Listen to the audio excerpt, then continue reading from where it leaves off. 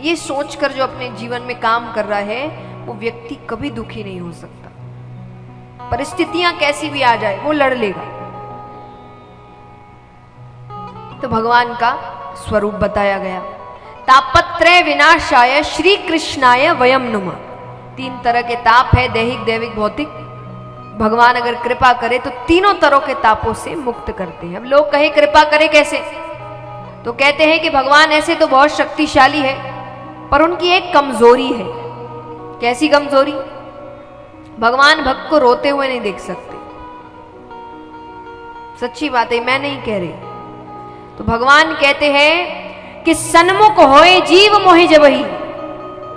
एक बार जीव, कैसा भी जीव, अच्छा है, बुरा है, पुण्य करने वाला है, पापी है, जो भी है, एक बार अगर वो सच्चे मन से मेरे सामने आ जाए और कह दे कि भगवान मैंने लाख गलतियां करी होगी पर अब मैं आपका हूं, लेकिन सच्चे मन से मान के अपनी गलतियां, और झूठे आंसू नहीं, लेकिन अगर सच्चे मन से आ जाए कि सन्मुख होए जीव मोहे जबहि जन्म कोटि अदना सही तबहि, उसके जन्मों जन्मों के करोड़ों पाप वहीं खत्म कर देता हूं। एक बार वो आ जाए मेरे पास। तो भगवान भक्त को रोते हुए नहीं देख सकते। इस प्रकार भगवान के स्वरूप के बारे में बताया गया है। अब चलते हैं शुकदेव जी के अवतार की कथा की ओर।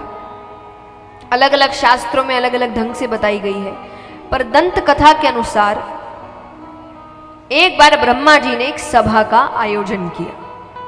उसमें सभी देवी देवता, यक्ष, गंधर्व, किन्नर, ऋषिगण सभी आए हैं। उस सभा में एक प्रश्न उठा कि इस 3 लोक 14 भुवन में सबसे कीमती वस्तु क्या है? सबसे कीमती। सब अपनी अपनी राय दे रहे हैं। कोई कहे कि हीरा, कोई कहे सोना, कोई कहे चांदी। अब वहां ऋषिगण भी बैठे हैं, तो ऋषिगणों ने कहा कि ये सारी वस्तुएं तो बहुतों के पास मिलेगी, यहां भी होगी कईयों के पास, हाँ कि ना? सोने की वस्तुएं हैं? किस किस के पास है? हाथ उठाओ।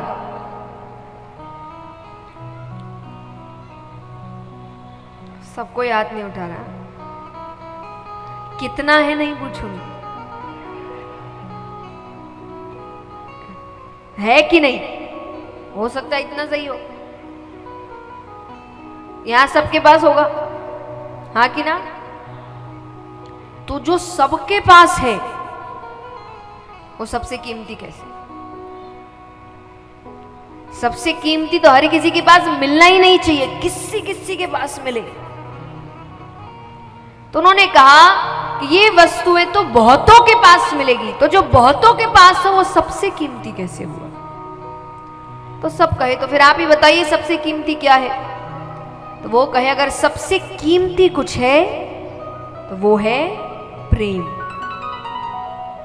अच्छा, हमारे आपका प्रेम नहीं, हम स्वार्थी लोग हैं, हम स्वार्थ का प्रेम करते हैं। आज किसी से, कल किसी से, परसों किसी और से।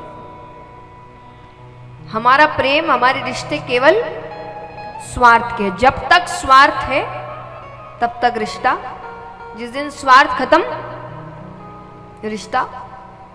ये सांसारिक रिश्ते ऐसे ही हैं भाई, 99% ऐसे ही है। 1% आप किसी को ले आओ तो बात अलग है, पर और ये हम आप भी जानते हैं अच्छे से।